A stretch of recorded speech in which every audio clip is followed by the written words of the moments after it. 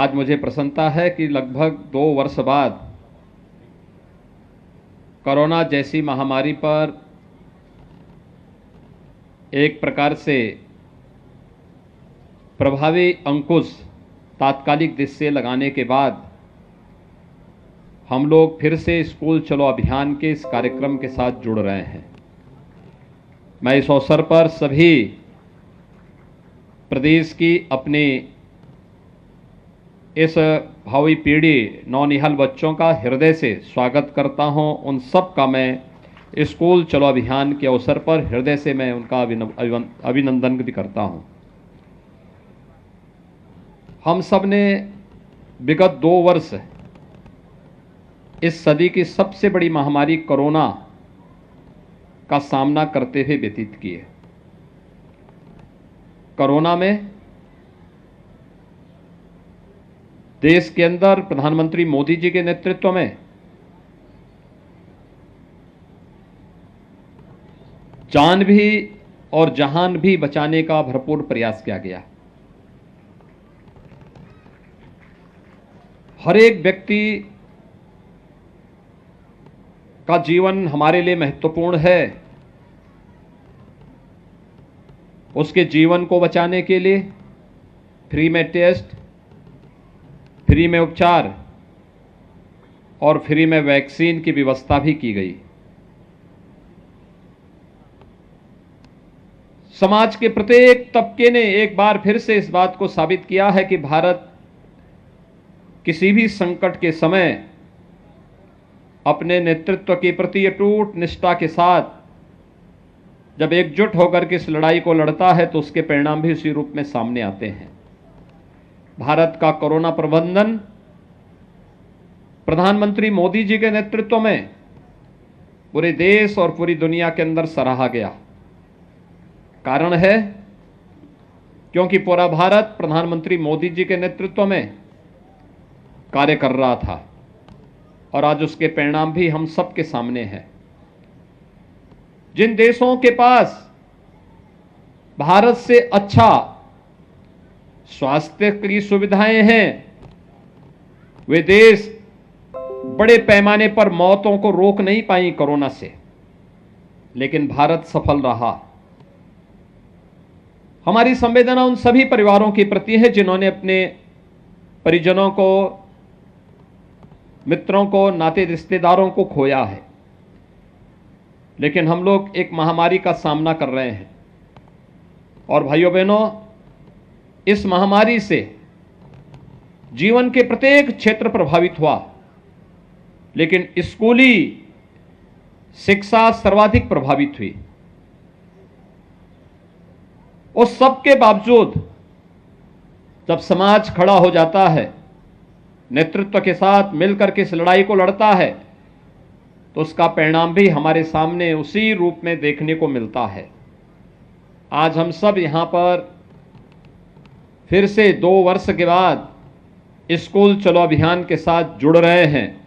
याद करिए 2020 में, अप्रैल 2020 में इस समय लॉकडाउन था, सारी गतिविधियां बंद थी, पूरी तरह गतिविधियां ठप सी हो गई थी और ये लगातार अगले 2-3 महीनों तक चलता रहा।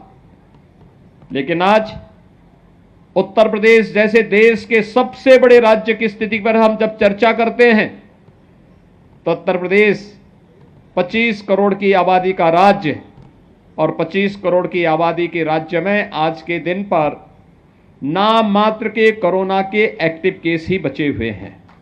सारी गतिविधियां खुल चुकी हैं, 30 करोड़ से अधिक वैक्सीन की डोजेस दी जा चुकी हैं।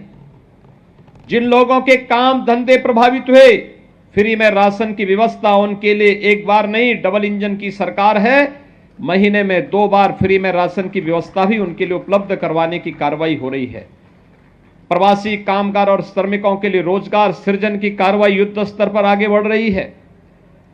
और उन्हीं स्थितियों में कोरोना कालखंड में प्रधानमंत्री मोदी जी के नेतृत्व में तकनीक का भी प्रयोग किया गया। ऑनलाइन एजुकेशन को बढ़ावा देने के लिए कार्य प्रारंभ हुआ। आज प्रदेश सरकार स्नातक प्रास्नातक के सभी छात्र छात्राओं को टैबलेट और स्मार्टफोन वितरण करने की कार्रवाई युद्ध स्तर पर आगे बढ़ा रही है। लेकिन हम सबको शिक्षा की सबसे बेसिक यानी जो सबसे आधारभूत इकाई है बेसिक शिक्षा, इस पर विशेष ध्यान दिए जाने की आवश्यकता है। बहुत सारे बच्चे होंगे जो 2 वर्ष के अंदर स्कूल का मुंह न देखे हों और अब स्कूल जाने में उनको थोड़ा आलस आ रही हो, और इसलिए तय किया गया कि हमें फिर से स्कूल चलो अभियान के कार्यक्रम के साथ हर एक बच्चे को जोड़ना होगा, हर एक परिवार को जोड़ना होगा और कोई बच्चा छूटने न पाए। इसके लिए समाज को एक संकल्प के साथ आगे बढ़ना होगा। भाइयों बहनों, शिक्षा यह एकमात्र साधन है जो प्रत्येक व्यक्ति के जीवन में परिवर्तन का कारक बन सकती है। शिक्षा ही वास्तव में प्रत्येक नागरिक को एक सही दिशा दे सकती है, हर एक व्यक्ति के सर्वांगीण विकास का आधारशिला खड़ी कर सकती है। और याद रखना, जब व्यक्ति सक्षम होगा तो समाज भी सक्षम होगा, और समाज सक्षम होगा तो राष्ट्र स्वयं ही सशक्त होता हुआ दिखाई देगा। और राष्ट्र की आधारभूत सक्षम होने के लिए जिस एक प्रयास की सर्वाधिक आवश्यकता होती है वह है कि हम हर व्यक्ति को, हर बच्चे को शिक्षित करें। ये न केवल हमारा नैतिक दायित्व है बल्कि हमारा ये राष्ट्रीय कर्तव्य भी बनता है कि अपने देश को दुनिया की एक ताकत बनाने के लिए हमें हर एक बच्चे को शिक्षित करना होगा। और शिक्षित करने के लिए आवश्यक है हम उसे स्कूल भेजें, स्कूल लेकर के आएं। इसके लिए मैं आह्वान करूंगा प्रदेश भर की सभी बेसिक शिक्षा परिषद से जुड़े हुए जितने भी हमारे प्रधानाचार्य, शिक्षक और इस विभाग से जुड़े हुए अन्य कर्मी हैं, उन सब से भी मैं इस बारे में आग्रह करूंगा कि वे तो इस अभियान का हिस्सा बने ही, ग्राम पंचायत और नगर निकाय में जुड़े हुए जनप्रतिनिधियों से भी मैं इस बारे में अपील करूंगा कि वे लोग भी इस बात को सुनिश्चित करें कि अगले 1 महीने के अंदर चलने वाले इस अभियान के क्रम में घर घर जाकर के एक एक घर में दस्तक दीजिए और पूछिए कोई बच्चा ऐसा तो नहीं जो स्कूल जाने से वंचित रह गया हो या रह रहा हो। उसको स्कूल ले जाना, नजदीक के स्कूल में उसका रजिस्ट्रेशन करवाना, उस बच्चे को uniform, bag, books, shoes, socks, sweater, ये सभी प्रकार की सुविधाओं से उसे आच्छादित करने की तैयारी करना। इस पूरे कार्यक्रम को अगर हम जोड़ते हैं, इस पूरे कार्यक्रम को एक साथ आगे बढ़ाते हैं तो भाइयों बहनों, इससे बढ़कर के पवित्र कार्य दूसरा हो ही नहीं सकता है।